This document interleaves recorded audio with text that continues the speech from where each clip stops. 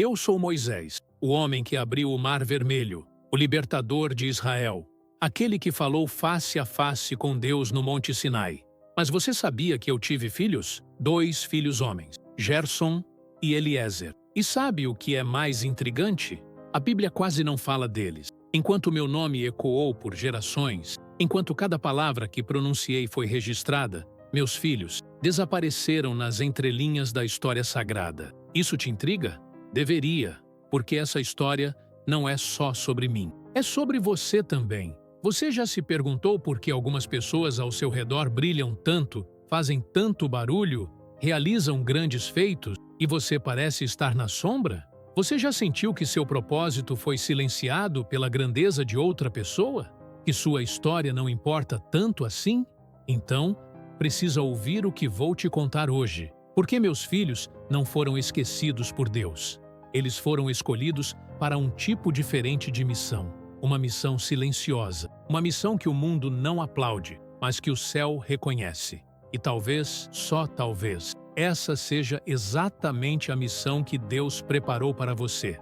Hoje vou te contar a verdade por trás do silêncio dos meus filhos. Vou te mostrar o que aprendi sobre propósito, sobre legado, sobre ser chamado por Deus mesmo quando ninguém está olhando. Porque nem todo milagre de Deus vem com trovões e relâmpagos. Às vezes, ele fala no sussurro. Às vezes, ele age no oculto. E essa é uma das histórias mais profundas que você vai ouvir neste canal.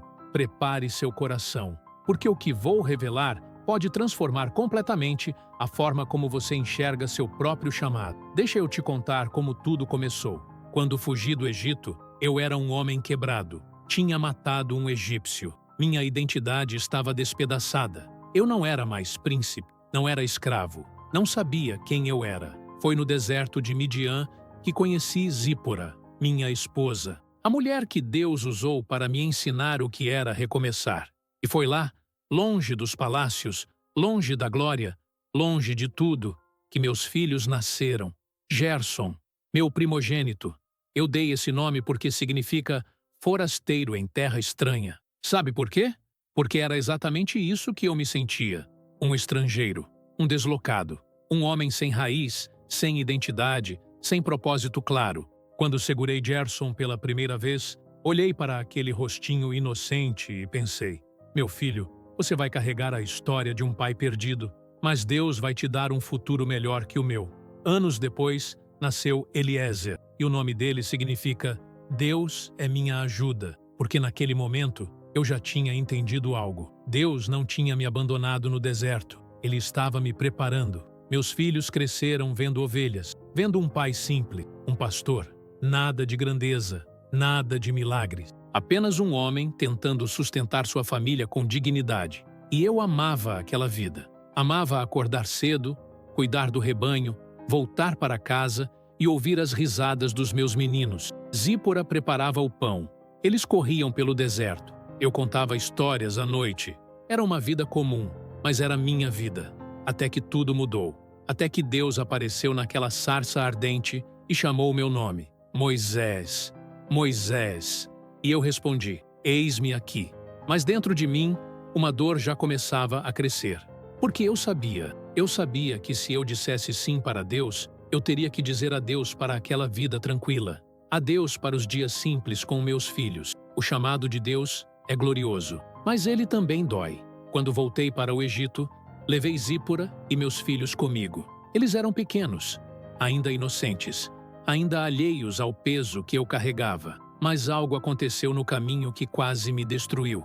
Deus veio ao meu encontro e quis me matar. Sim, você ouviu certo. O mesmo Deus que me chamou, que me comissionou para libertar Israel, estava prestes a tirar minha vida. Por quê?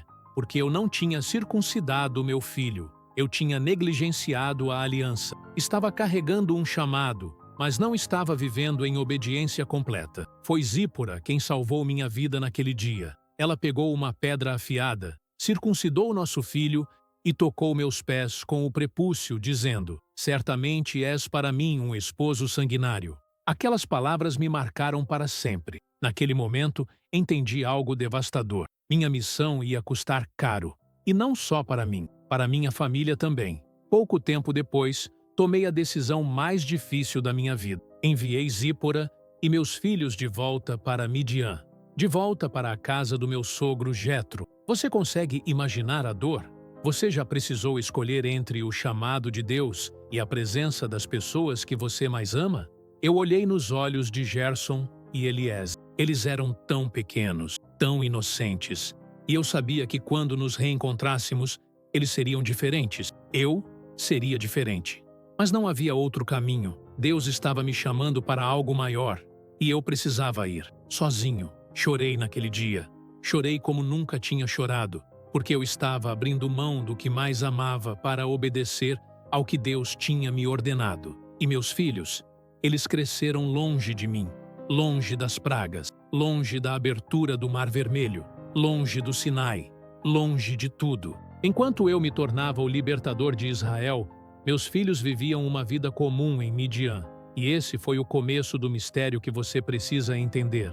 Porque Deus não tinha esquecido dele. Ele estava apenas preparando um propósito diferente. Um propósito que o mundo não veria, mas que o céu já tinha estabelecido. Anos se passaram. Israel foi libertado. O Mar Vermelho se abriu.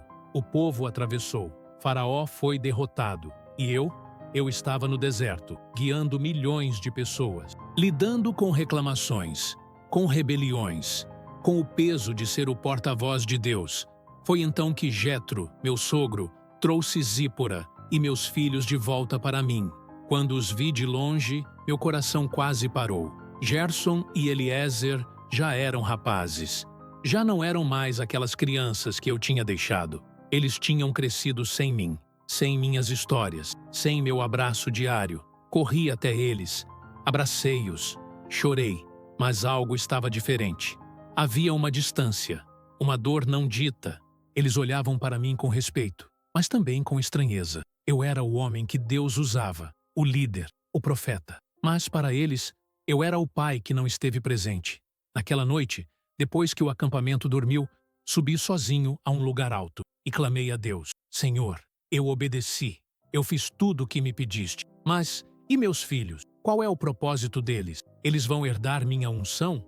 Eles vão liderar o povo depois de mim? E Deus falou comigo, não com trovões, não com fogo, mas com aquela voz suave que atravessa a alma. Moisés, você foi chamado para libertar, mas seus filhos foram chamados para servir.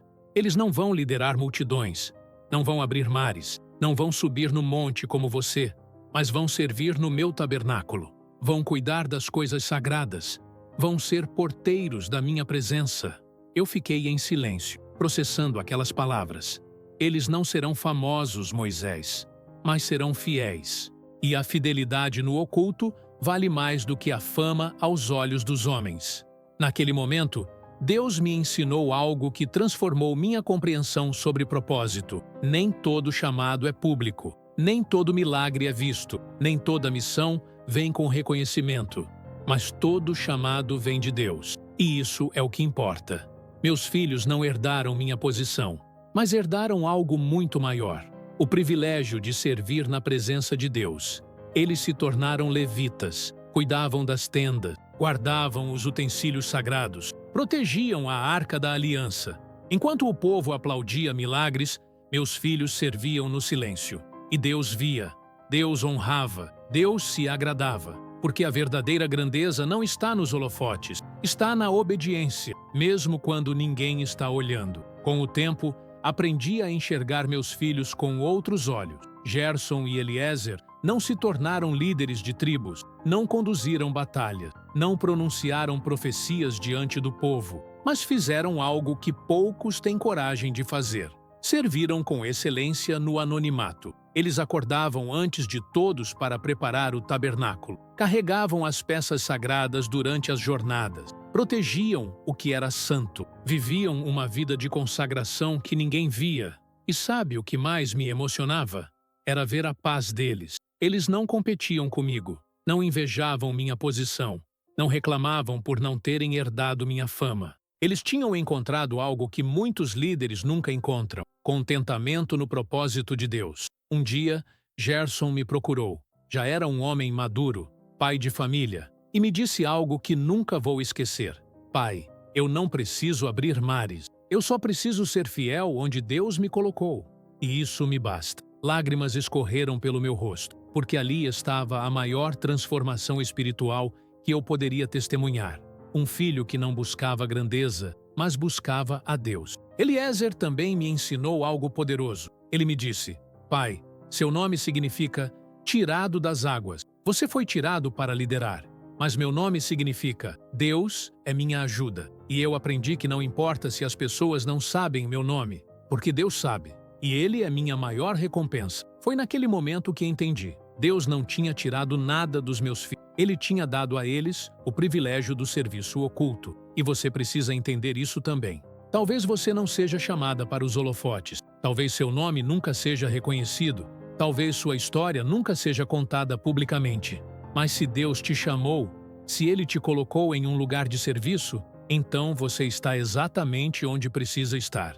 Porque o que importa não é quem vê, é quem te enviou.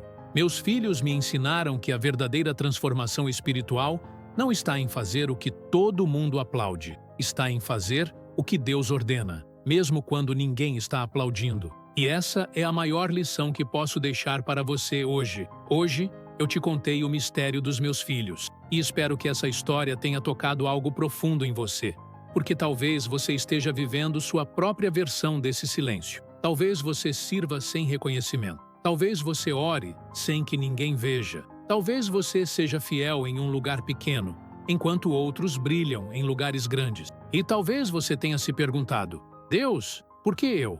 Minha filha, deixa eu te dizer uma coisa. Deus não te esqueceu.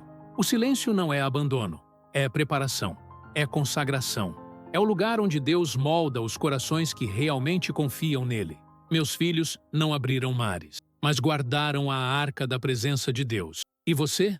Você pode não estar no palco, mas está guardando algo precioso: sua fé, sua família, sua integridade, seu testemunho real de transformação espiritual.